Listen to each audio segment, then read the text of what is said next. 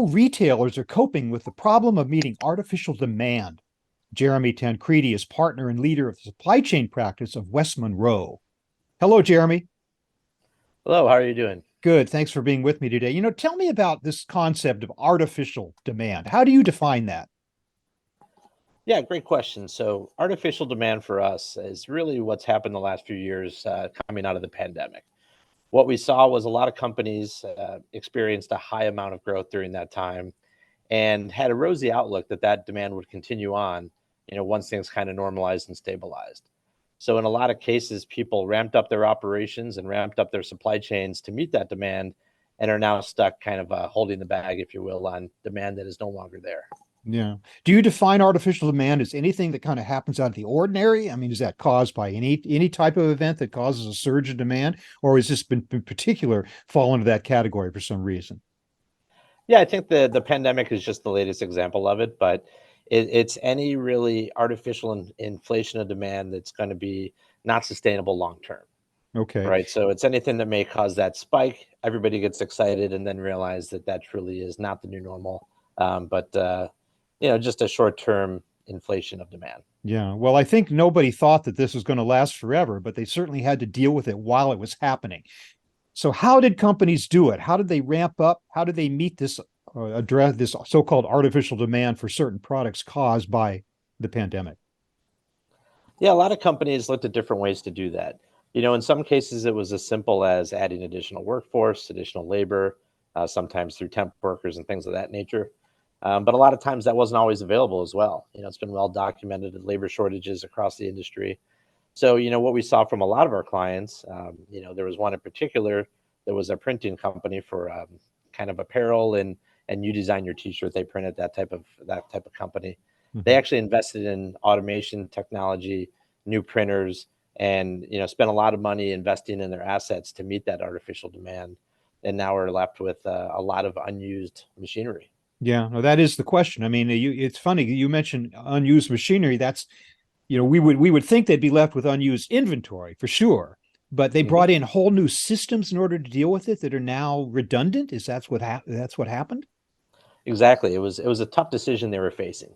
They had all this new demand that wasn't there before, exponential growth that they hadn't experienced.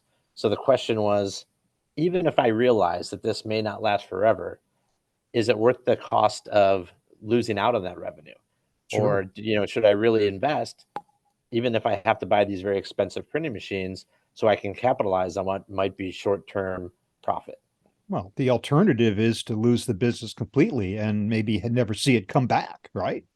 Exactly. Yeah, the risk of losing customers was very real to the people who were making those investments. Right. So they're caught in an impossible situation. I guess they did what they had to do, but they reaped the consequences of it afterwards. So Absolutely. so where are they now? These these particular companies. I mean, how are they coping with this? Are they just sitting on all this extra equipment and systems that they can't use, or what's going on? Yeah, I think it's forced a lot of companies to be very creative. You mentioned inventory. That was one aspect of it, and a highly publicized aspect where, inventory was built up and now it's being sold off, liquidated at discounts and things of that nature. And that's probably the easier solution to that problem. But in these examples where companies have actually invested in assets, it's a much more complex problem to solve. So we have seen clients and companies doing a couple different things. One, salvaging the equipment, selling it at a loss. Realizing that they were able to meet that revenue and bring that revenue in, so it's a little more of a digestible pill, selling it off at a loss. Mhm. But the really creative ones are looking for new revenue streams to take advantage of that excess capacity they now have. Well, that makes sense. I mean, they made this investment. It would be awful to waste it by simply disposing of it. I mean, the expectation is that demand will come back to some degree or there are new opportunities. So the far-seeing companies are actually trying to make use of what they've got, right? hmm Absolutely, and we see that a variety of ways. In some cases, it's a matter of they have national companies or even global companies that may have geographic demand and that may differ in different regions. So it's exploring, how do I now take my SKU catalog and sell that across my network and Hmm. break down some of those geographic boundaries I have, so I can take advantage of these assets even if it's out of my geography. Yeah. Taking SKUs that were sold out of my Charlotte facility and now making those same SKUs available on the West Coast, so I can leverage the machines I have sitting in Tijuana, for instance. I'm just curious, We've seen that. what types of products are we talking about that fall victim to this sort of approach investment? It really is all across the board. We've seen it in food and beverage. Particularly there was, one company that was selling specialty spices, and what you buy on the East Coast a lot of times differs from what you might buy in Southern California. Mhm. So, really, they took an approach to really beef up their sales and marketing to say, West Coast customers, you've never had access to some of these SKUs before. Have you ever thought about menu items that could do this? And now you're creating a demand for those assets and Yeah. those types of products. Of But course, we've on also top, seen it in the consumer goods too. yeah, like apparel and stuff like that, and high and electronics and things of that kind. Absolutely. Wow. Well, I mean, okay, so they've made this investment. They're sitting on this stuff. They have to make use of it. But if you want to increase your regional reach, your geographic reach, that's going to require a certain investment on top of the investment you already made, does it not? I mean, they've got to, continue to commit and spend even more money to make use of what they've already spent on. Is that a problem?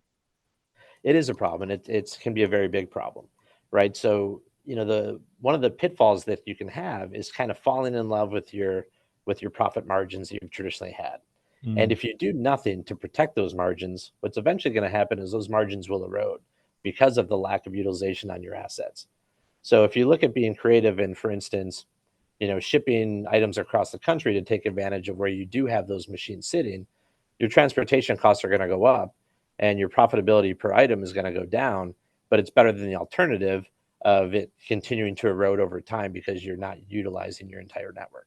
yeah. On top of all that, though, everybody's worried about a recession and worried about demand going down even further. So again, you're making kind of a hopeful investment in the future by doing that. Maybe you don't have a Mhm. choice, but what if what if demand continues to crater? They're going to be in a really bad position, are they not? They are, and that's where we've seen a lot of companies, the bolder companies, being very aggressive with their consolidation. We've Mm, done a lot of work in network consolidation where looking at, yes, I have excess capacity, but rather than wait for that sun to come back out, let's be realistic here and quickly consolidate down to what we are for based on our current demand. And that may mean closing facilities, that may mean consolidating facilities, but at the same time, it's much easier to scale back up than mhm. to wait for a demand to come back that may not be there. To your So point. you're talking about more of a pause in their operations than dismantling certain aspects of it because you want to have access to it when demand goes back up again. Right. Exactly. Yeah. Yeah. On top of this, the irony is that during the pandemic, basically, I think e-tailers and retailers spoiled customers with service promises, how fast they could get stuff to them, whether it was 2 days or one day or in a matter of hours. So on top of all this other stuff, do they not now have to live up to the performance standards that they set for themselves during that time? Absolutely. And there's just continued pressure. Everybody Mhm. wants it, sooner and sooner these days. So, you had to be aggressive to make sure that you had your market share protected. And so, Yeah. if you committed these service levels, whether it's e-commerce, whether it's business to business, to meet these service level agreements, and you end up spending more money to make sure that you can maintain those levels. And so it becomes this vicious cycle of I've invested to get new market share, but now to protect the market share, I need to spend more money to get a leg up on my competitor and get it there faster. Yeah. I wonder too if with so many different things coming down the pike, so many different types of disruptions that keep affecting the supply chains, whether the word artificial means anything anymore. Maybe it's just the way things go. Maybe we should find a Yeah, new term for it. I don't know, but I guess you're still comfortable with the whole concept of artificial demand at certain times, right? I am, and there, again, the artificial just means, I guess, another way might be temporary demand, right? But Mm, when people think temporary, they tend to think seasonal spikes, things of that nature. It's the holiday season. I can expect an increase in demand, but the true. artificial is, like you said, it lasted longer than anybody expected. So people have settled in the fact that they think that that's the new normal, and we're seeing across the board in many different industries that just wasn't true, and demand is shrinking, and companies are having to be creative to address it. So the next time it happens, and we know it will, we just don't know when or why. The next time it happens, do you think that these companies have learned some lessons and can do a better job of dealing with it next time? Or is it simply just going to be the same kind of situation they're stuck in and they just have to respond that way? Yeah, I think there's definitely lessons learned. I think first and foremost, it's, take the time to do the analysis of what the true cost is of increasing operations, right?